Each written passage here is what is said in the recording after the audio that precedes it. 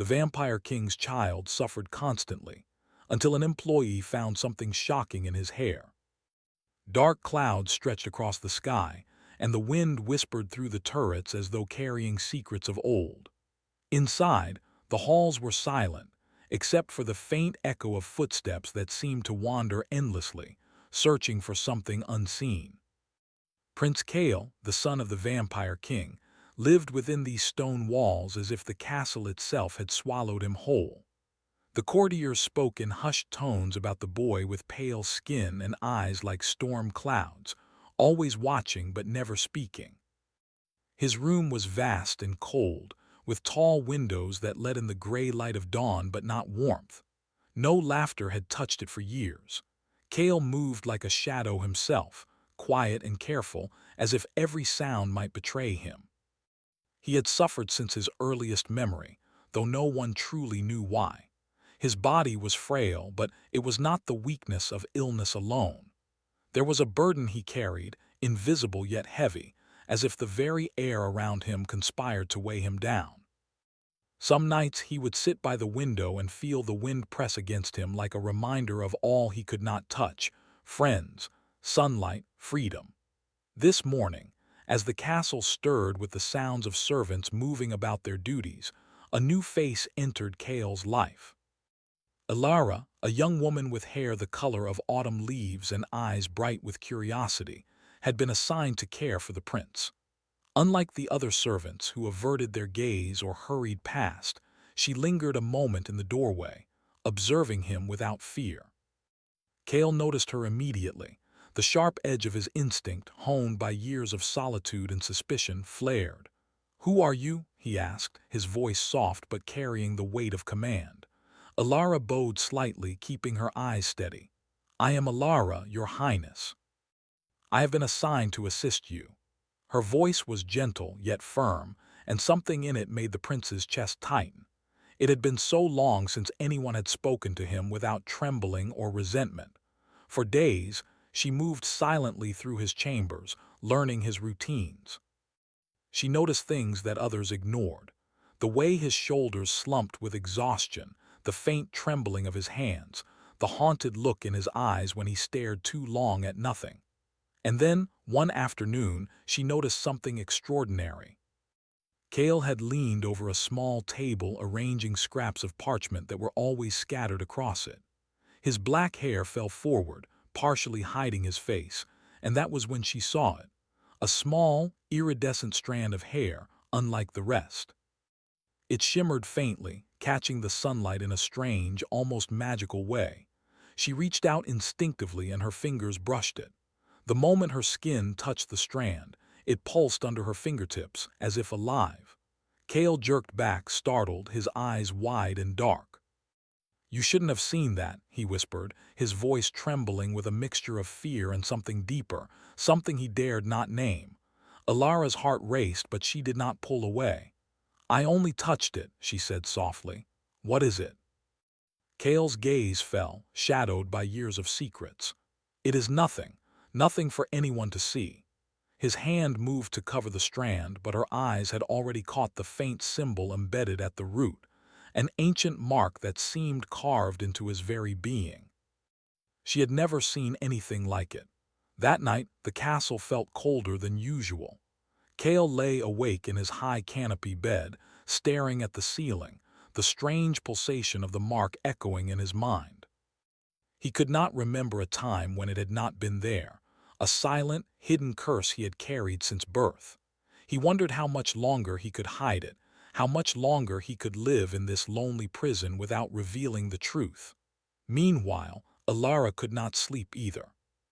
She sat in the small chamber assigned to her, staring at her hands and thinking of the prince. There was something beyond fear in her fascination, a desire to understand, to reach the boy who had suffered in silence for so long. She had been trained to serve, to obey, yet she felt a strange calling to pierce the walls Kale had built around himself. Days turned into weeks. Ilara continued her careful observation, slowly gaining the prince's trust. Kale, for his part, found himself both irritated and comforted by her presence. He could not admit it, not even to himself, but he looked forward to her visits. She did not pity him. She did not treat him as fragile or broken. She treated him as though he were simply lost, and perhaps even capable of finding his way again. One rainy evening, the storm outside seemed to echo the turmoil inside the castle. Cale wandered to the balcony, the wind whipping through his hair, and stared at the black waves crashing below.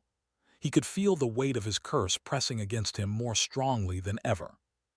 His thoughts turned dark, and for the first time he considered the terrible power he might wield if he allowed himself to surrender to the curse rather than fight it. Alara found him there, drenched and trembling, yet with his usual guarded expression. She did not speak at first, letting him stew in his storm. Finally, she said, "You do not have to carry it alone, Cale." He turned to her, his eyes reflecting the lightning that split the sky. "You do not understand," he said. "No one can help me. No one should try." But Alara stepped closer, her hand resting lightly on the cold stone railing. "Perhaps," she said, "but I cannot leave you to suffer in silence. There must be another way." Her voice was calm, unwavering, and it reached something in him he had long forgot: hope. For the first time in years, Cale felt a flicker of something dangerous and thrilling. It was trust, or at least the fragile beginnings of it. Yet fear clung to him like a second skin. If anyone discovered the mark, the curse it carried, the consequences could be unimaginable. Still, he could not bring himself to push her away. That night, as the castle groaned under the wind and rain, Cale allowed Alara to sit near his bedside. He did not speak, but he let her presence fill the room, a light against the shadows that had claimed his life for so long. The mark pulsed faintly beneath his hair, and he knew it would not stay hidden for much longer. He also knew that the girl who had dared to touch it might be the only one who could help him bear its weight. A week later, a discovery in the old library beneath the castle would change everything. While searching for books on forgotten lore, Alara stumbled upon a dusty, leather-bound tome that seemed to hum with quiet power. Its pages spoke of a hidden mark, passed down through generations of a cursed line, a mark that could either destroy its bearer or awaken a hidden strength unlike any other. Alara's hands trembled as she read the description, her mind racing. Could it be Cale's mark? She did not know how to tell him without frightening him, yet the knowledge burned inside her, demanding to be shared.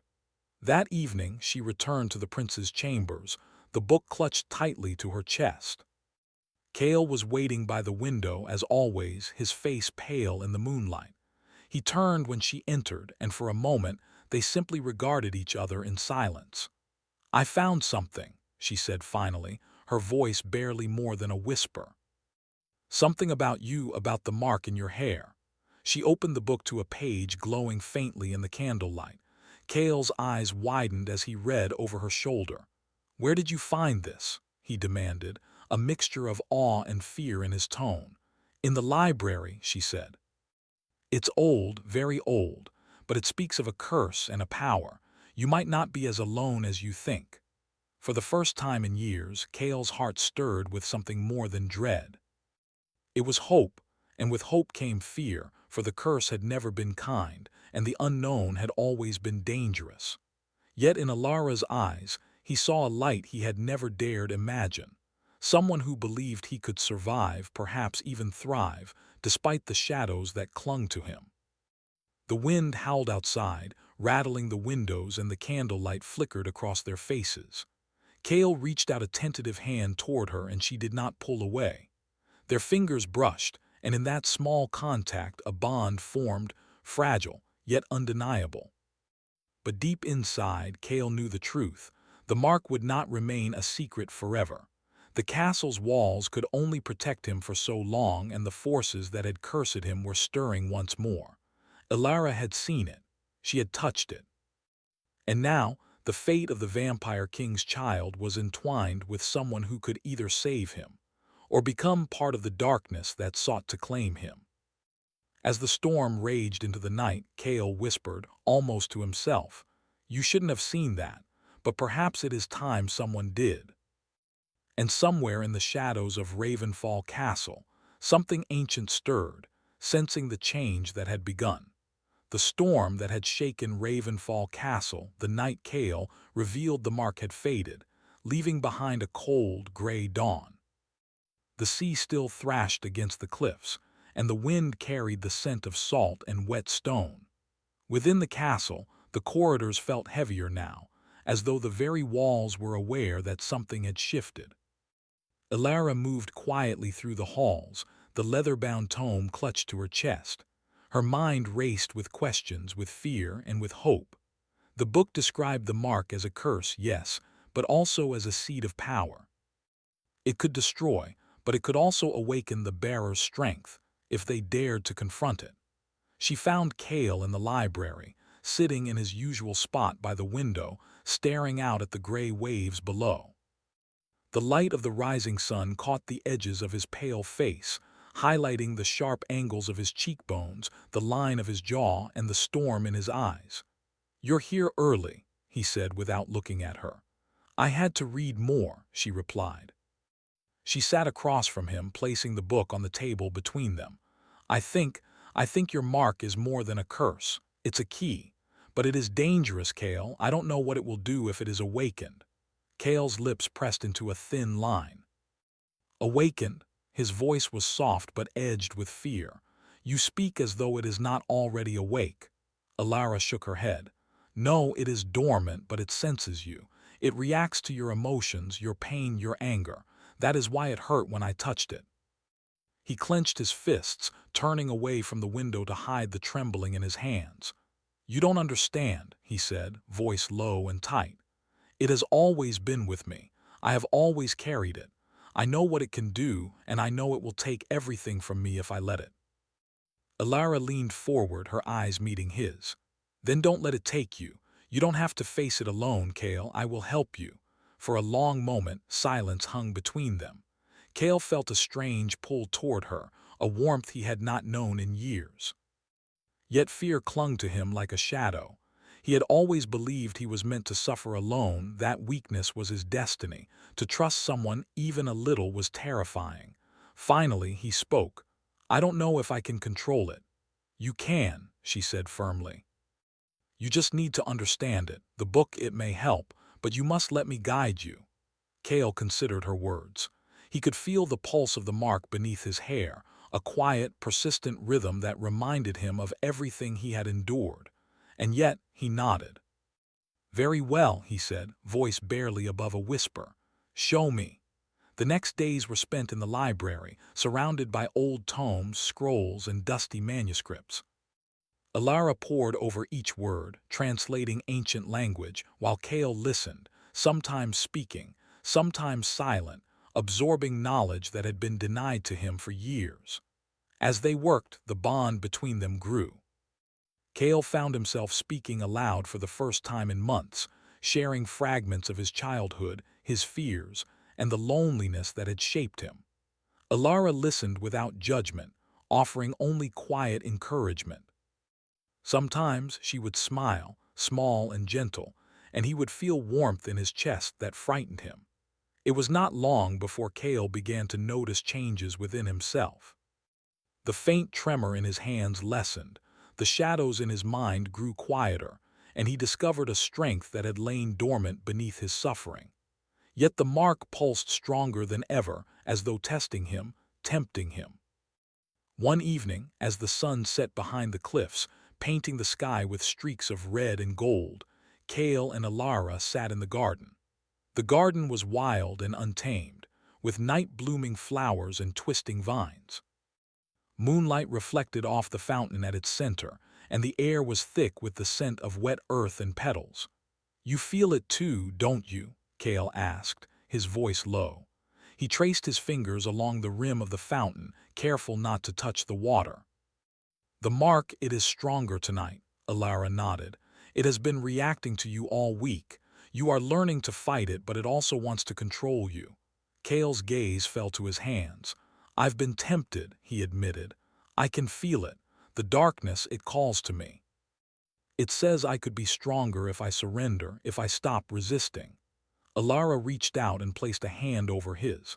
"And yet you haven't," she said softly. "That means something, Kale. That shows who you really are. You have more strength than you know because you fight even when it is easier to give in." Kale looked into her eyes, and for a moment he forgot the storm outside, the curse, and the weight of his destiny. He saw only her and the courage that radiated from her. Yet fear crept in again. "If I fail, if I let it take me, I could hurt you." "You won't," she said, firm and unwavering. "I believe in you, and even if you stumble, I will not leave you." Her words stirred something deep within Kale, something he had buried long ago. Trust, hope, perhaps even love. It frightened him more than the curse itself. As night fell, the castle grew colder. Shadows stretched long across the stone floors, and the wind whispered through the open windows. Kale felt the pull of the curse more acutely now, as though it had awakened to the presence of another person in his life. He tried to push it down, to focus on Alara and the book, but the whispers in his mind grew louder, promising power in exchange for surrender. Unable to bear it, he rose and walked away from the garden, retreating to the highest tower.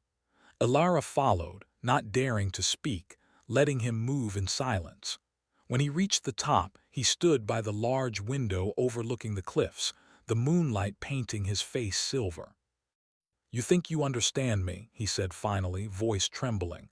"But you cannot. This mark has shaped everything I am. It has haunted me, controlled me, and isolated me. If you truly knew, you would leave."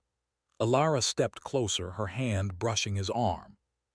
"I do understand, Kale," she said quietly, "and I am not going anywhere. You do not have to face this alone."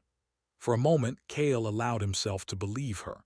He felt the darkness within him stir, testing his resolve, and yet he stood firm, not moving away. The mark pulsed faintly beneath his hair, as though acknowledging his choice to resist. That night, Kale could not sleep. He lay in his bed, staring at the ceiling, feeling the presence of Alara beside him in thought if not in body. For the first time, he considered a future that did not end in suffering, a future where he could be more than the cursed prince. But doubt lingered. Could he truly control the darkness within him, or was it only a matter of time before it consumed him? The next morning, a disturbance in the castle drew their attention. Servants rushed through the halls, whispering about shadows moving in the courtyards, creatures glimpsed at the edges of vision. Kale and Alara exchanged a worried glance.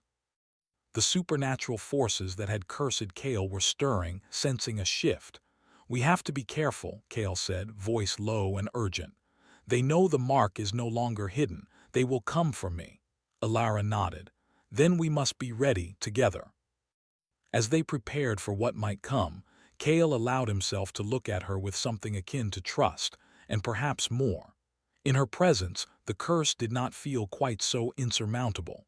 With her by his side, he believed that he could endure, that he could fight. Yet even as hope stirred, the darkness within him did not rest. The mark pulsed, a quiet heartbeat beneath his hair, reminding him that the struggle was only beginning. And in the shadows of Ravenfall Castle, something ancient and watchful took notice of the prince's awakening, a force that would not wait patiently while he learned to master his own power. Alara and Kale returned to the library, poring over the ancient texts, seeking knowledge and guidance. With each word, Kale felt both stronger and more vulnerable. The power within him was real, but so was the danger. The line between mastery and surrender was thin, and he feared the moment when he might falter. And yet, in the quiet moments when Alara's hand brushed against his or her eyes met his, he felt a warmth he had never known. It was fragile, uncertain, and precious. It was the first spark of light he had seen in years, and he feared its loss almost as much as the curse itself. As night fell again, the castle seemed to hold its breath. Kale stood by the window, looking out at the black waves below, the moon reflecting in his stormy eyes. Alara approached silently, her presence a calm anchor. "You are stronger than the curse, Kale," she said, "and you are not alone. Remember that."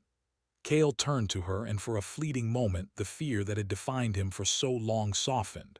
"I will try," he said. "For you and for myself." But even as he spoke, a shadow passed over the horizon, a whisper of the ancient forces that had cursed him. The battle within him was far from over, and the path to mastery, to freedom, and perhaps to something even more profound, would be long and perilous. And so, in the heart of Ravenfall Castle, two souls stood together, bound by courage, trust, and the fragile beginnings of hope, unaware of the storm that was already coming. The night was unusually quiet in Ravenfall Castle. The wind that usually battered the stone walls had softened to a gentle sigh, and the sea below murmured like a restless beast lulled into slumber. Yet the calm was deceptive. Within the castle, shadows stretched longer than they should, curling around corners and whispering faintly, as if warning of something approaching. Kale paced the long hallways, his boots echoing softly against the stone floors. The mark in his hair pulsed with a steady rhythm, almost alive, a reminder of the darkness that lingered within him. He had been stronger these past weeks, thanks to Alara's guidance, yet a part of him still trembled under the weight of the curse. Alara followed him quietly, careful not to interrupt, though her concern was evident in the set of her shoulders and the way her eyes flicked to him. "Kale," she said finally, stepping closer, "you've been walking for hours. You should rest." He shook his head, dark eyes glinting in the torchlight. "I cannot sleep. The mark, it stirs tonight. I feel it stronger than ever." Alara's hand brushed against his arm in reassurance. "Then we face it together. Whatever it is, you do not have to endure it alone." Kale's lips pressed into a thin line. Part of him wanted to trust her fully, to lean on the courage she offered. Yet another part, older and darker, whispered that surrendering could be disastrous. The curse had always been cunning, presenting temptation as comfort, offering power at the cost of his soul. He stopped near the balcony overlooking the cliffs. The moonlight reflected off the jagged rocks below, painting the sea with silver and black.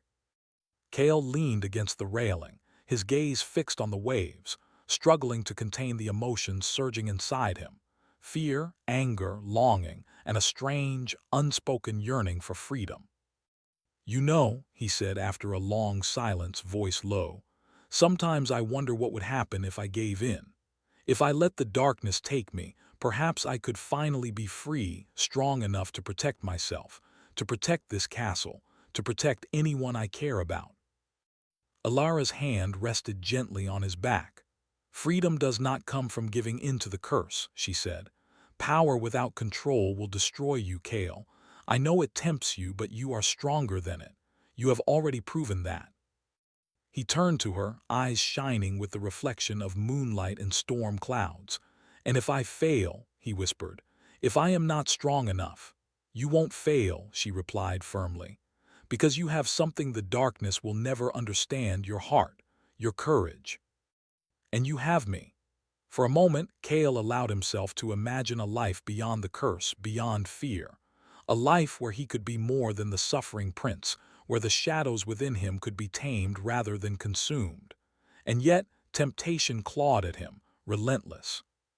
The mark pulsed faster, urging him to test its limits, to see what he was truly capable of. Days passed, and Kale's training continued. Alara guided him through rituals and exercises designed to help him control the mark's energy, teaching him to focus his thoughts and calm his emotions. Slowly, he learned to channel the power within him, feeling it respond to his will rather than controlling him. But the darkness never rested. In quiet moments when Kale was alone, he felt it pressing at the edges of his mind, whispering promises of strength, freedom, and influence. It tempted him with visions of what he could become, what the castle could become under his command if he embraced the power fully. One evening, Kale found himself standing before the cursed fountain in the garden, its waters still and reflective under the moonlight.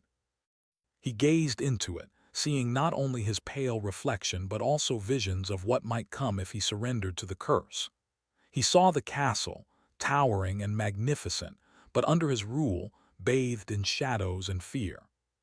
He saw the courtiers bowing to him, the servants trembling, and the people outside the walls whispering his name with awe and terror. A shiver ran down his spine, a mixture of fear and desire. The power was intoxicating. He could almost hear the darkness murmuring, urging him to step forward to claim it. Alara appeared silently beside him, her presence grounding him. "Do not give in," she said softly. "Look at what you are, not at what the darkness wants you to be." Kale clenched his fists, struggling to resist the temptation. "It calls to me," he admitted. "It says I could be so much more, if only I let it take me." She placed a hand over his, and for a moment the power that pulsed beneath his hair seemed to hesitate. "And yet you haven't," she said. "That is your strength, not the power the mark offers, but the choice to resist it. That is what makes you truly strong, Kale." Her words ignited something inside him, a spark of hope and courage he had thought long extinguished. Yet the mark was persistent. The pull of temptation was relentless, a constant whisper at the back of his mind. He knew that resisting it would not be easy, and that the next test could come at any moment. The castle itself seemed to sense the rising tension. Shadows flickered in corners where no light should reach, and faint noises echoed through the halls, soft footsteps, whispers, and the occasional rustle of fabric. Kale felt the presence of something ancient and watchful, a force that had cursed his bloodline and would not be easily deterred. Alara and Kale continued their studies, exploring ancient texts and rituals. She helped him understand the nature of the curse, teaching him to control its influence rather than let it control him. Slowly, Kale discovered that he could manipulate the energy within him, bending it to his will, creating small bursts of power without succumbing to the darkness. Yet even as he grew stronger, the temptation remained. The curse offered him visions of grandeur, the thrill of untouchable power, and the illusion of safety for those he loved. Each vision was more alluring than the last, and Kale had to remind himself constantly that giving in would come at a terrible cost. One night as they practiced a particularly difficult exercise, Kale faltered.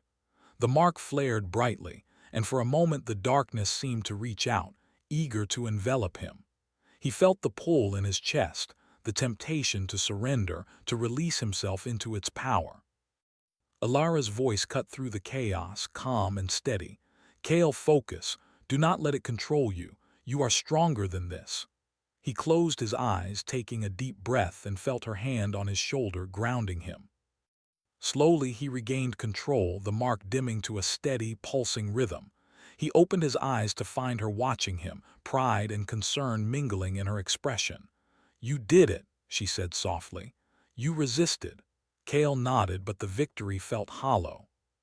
He had resisted tonight, yes, but the darkness would return. And when it did, the test would be harder, the temptation stronger. As the days passed, Kale began to trust Alara more fully, allowing himself moments of vulnerability he had never experienced before. He spoke of his fears, of the loneliness that had defined his life, and of the burden of the curse. She listened without judgment, offering only support and understanding. And in those moments, he began to feel something he had not known in years, a fragile, cautious hope. Perhaps he could survive the curse. Perhaps he could find a way to live beyond it with someone who believed in him. But even as hope bloomed, the shadows of Ravenfall Castle deepened. The ancient forces that had cursed him stirred in response to his growing strength, sensing the threat of his awakening. And somewhere in the dark corners of the castle, eyes watched, waiting, and a whisper of something terrible echoed through the halls. One evening, as Kale and Alara returned to the tower after a long day of study, the castle trembled beneath their feet. A low rumble shook the walls and the torches flickered, casting the halls into sudden darkness. Kale's heart raced, and the mark pulsed with urgent energy. "What is happening?" Alara asked, her voice tight with fear. Kale's eyes narrowed, his body tense. "Something is coming," he said. something that does not want me to succeed." They hurried to the balcony, looking out over the cliffs and the Black Sea. In the distance, a shadow moved across the waves, a shape impossible to define, yet unmistakably powerful. The wind carried a faint whisper, chilling and commanding, as if the darkness itself had taken form. Cale felt the mark flare, stronger than ever, and he knew the test he had been preparing for had arrived. The temptation of darkness was no longer a distant threat. It had come to him, and he would have to face it. Alara placed a hand on his arm, steadying him. "Whatever comes," she said, "we face it together." Cale nodded, feeling the strength of her presence, the courage in her eyes. The darkness would come, yes, but he would not face it alone. And for the first time he believed that perhaps, just perhaps, he could overcome it. The shadows on the horizon shifted, the wind howled through the castle, and the night seemed to hold its breath. The storm had returned, but this time Cale was ready. He turned to Alara, his eyes shining with determination. "Then we begin," he whispered. And with that, the battle against the curse, and against the darkness within himself, began in earnest. The storm had returned with a fury, rattling the walls of Ravenfall Castle and whipping the sea into towering waves. The wind carried a strange, unnatural sound, like whispers of 1,000 voices mingled with the roar of the ocean. The castle trembled as though sensing the battle that was about to unfold. Cale stood in the highest tower, the mark in his hair throbbing like a heartbeat against his skull.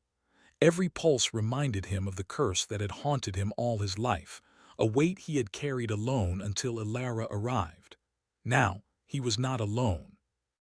And yet fear clawed at him, for the darkness had grown stronger, more insistent, testing every ounce of his resolve. Alara approached quietly, holding the ancient tome that had guided them through these weeks. Her eyes were calm but fierce, the courage he had come to rely on reflected back at him. "Cale," she said softly, "whatever happens tonight, you are not alone. You have the strength to face this, and I am with you." He turned to her, his storm-gray eyes meeting hers.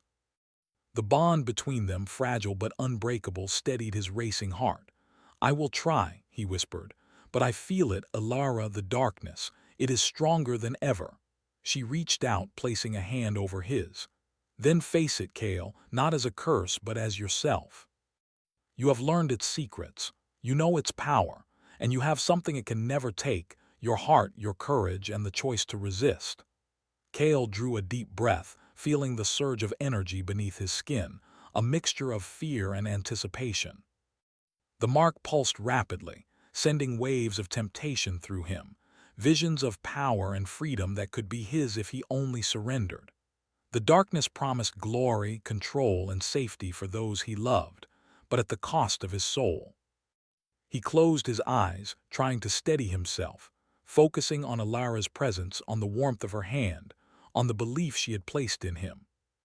Slowly, he began to draw on the knowledge they had uncovered in the ancient texts, channeling the energy of the mark into control rather than submission. The first wave of the darkness surged through him, a flood of whispers and images, but he resisted, grounding himself in what was real. Alara, the castle, the life he had fought to reclaim. He felt the shadows pressing against his mind, testing his will, but he did not falter. "You can do this," Alara whispered, her voice steady. "You have fought it before and you can fight it again. Focus, Cale. Focus on what is yours, not what it offers." Cale opened his eyes, seeing the world in sharp contrast. The shadows of the castle seemed to twist and writhe, reaching for him, but he held firm. He could feel the pulse of the mark, alive and impatient, yet yielding slightly to his control. He drew in a deep breath and concentrated, letting the energy flow through him without dominating him. The storm outside intensified, lightning splitting the sky and illuminating the tower in brief, blinding flashes. Thunder shook the walls, but Cale remained focused, drawing strength from the bond he had forged with Alara. For the first time, he understood that power was not merely strength or control. It was the choice to wield it with purpose, with care, and with love. The shadows recoiled at his defiance, a hiss echoing through the tower like wind through empty corridors. Cale felt a surge of exhilaration, a sense of mastery he had never known, but he also felt the weight of responsibility. This was not a game, not a test to prove himself to anyone. It was a battle for his very soul. Alara stepped closer, her hand on his shoulder, guiding him through the flow of energy. "You are doing it, Cale. You are mastering it." Cale's lips curved in a small, determined smile. "It is not easy," he admitted, "but I am not afraid to try." The darkness roared in response, sending a wave of pressure through him. Cale gritted his teeth, channeling the power he had learned to control. He could feel the mark responding to his will, its pulse synchronizing with his heartbeat. The visions of power and temptation still flickered at the edge of his mind, but he turned them into focus, bending the energy to shield the castle and protect the people he cared for. The shadows shrank back, hissed, and swirled away from him as he embraced the control he had earned. For the first time in his life, Cale felt not the weight of the curse but the power of choice. He could decide who he was, not the darkness, not the mark. A sudden crash echoed through the tower, and Cale turned to see a figure emerging from the shadows, an ancient guardian of the curse, summoned to test him one final time. Its eyes glowed with cold light, and its form shimmered like smoke, twisting and coiling as it approached. Alara stepped in front of him, her eyes flashing. "Cale, together," she called. Cale nodded, feeling the energy of the mark respond to her presence. They moved as one, a perfect combination of trust, knowledge, and courage. The guardian lunged, and Cale channeled the power within him, creating a barrier of light and energy that held the creature at bay. The battle was fierce, the guardian relentless, but Cale's control never wavered. He drew on every lesson, every bit of courage, every ounce of strength Alara had helped him find. The mark pulsed, no longer a threat but a tool, a channel for his will. Finally, with a surge of focused energy, Cale struck the guardian with a wave of controlled power. The creature shrieked, its form unraveling into shadows that dissolved into the air. The tower fell silent, the storm outside beginning to subside, leaving only the sound of the wind in the stone corridors. Cale sank to his knees, exhausted but triumphant. The mark in his hair pulsed softly in harmony with his heartbeat. He had faced the darkness and emerged not only unbroken but transformed. Alara knelt beside him, placing a hand on his shoulder. "You did it, Cale. You controlled it. You are free." Cale looked at her, gratitude and wonder in his eyes. "I could not have done it without you," he admitted. "You believed in me when I could not believe in myself." She smiled softly, a warmth that melted the last of the shadows around his heart. "We believed in each other," she said, "and together we have overcome it." For the first time in his life, Cale allowed himself to feel light, a fragile, soaring relief that the curse no longer dominated him. The shadows of the past still lingered, but they no longer held power over him. He could move forward, guided not by fear or suffering, but by choice and courage. The days that followed were filled with quiet moments of reflection and new beginnings. Cale walked through the castle halls with a newfound confidence, not arrogance, but calm strength. He spoke to the courtiers, not with cold command but with measured authority, earning their respect and awe. The castle, once a prison of shadows, now felt alive with potential, with hope, with life. Alara remained by his side, guiding him, laughing with him, and challenging him in ways that strengthened him further. Their bond deepened, a delicate weave of trust, friendship, and the beginnings of something more profound, something neither had dared to name until now. One evening, as the sun set in a blaze of gold and crimson over the cliffs, Cale and Alara stood together on the balcony, watching the waves crash against the rocks below. The wind was gentle, carrying the scent of salt and flowers from the garden below. "You have changed," Alara said softly, her hand brushing against his. "Not just the curse, you are no longer the boy who suffered alone in the shadows." Cale smiled faintly, a mixture of humility and strength in his expression. "I am still learning," he admitted, "but I am no longer afraid. I have faced the darkness and I have survived. I have found something worth protecting, something worth fighting for." Her eyes met his, and in that gaze he felt the full weight of their journey, the pain, the struggle, the trust, the hope. And he understood fully that he had not only overcome the curse but had also discovered the strength to open his heart. "Then we will face whatever comes," she said, her voice steady. "Together." Cale took her hand in his, feeling the warmth and reassurance of her presence. "Together," he agreed. The castle, bathed in the golden light of the setting sun, seemed to breathe with them, as if acknowledging the triumph of courage, trust, and love. The shadows of the past had been faced and mastered, and the future stretched before them, full of possibility, mystery, and promise. And somewhere beyond the cliffs, in the dark expanse of the night, forces that had once sought to claim Cale's life and power watched silently. They knew the prince had awakened, not as a victim of the curse, but as a master of his own destiny. And they waited, knowing that the storm had passed, but the legend of the Vampire King's child was only beginning.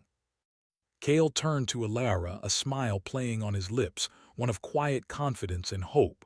"I once believed I was a curse," he said softly, "but now I am the storm that clears the sky."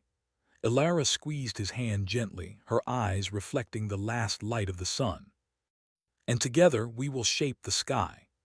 The wind whispered through the castle, carrying with it the promise of new beginnings, the triumph of courage, and the enduring power of trust, hope, and love. In that moment, Cale was no longer a boy bound by shadows.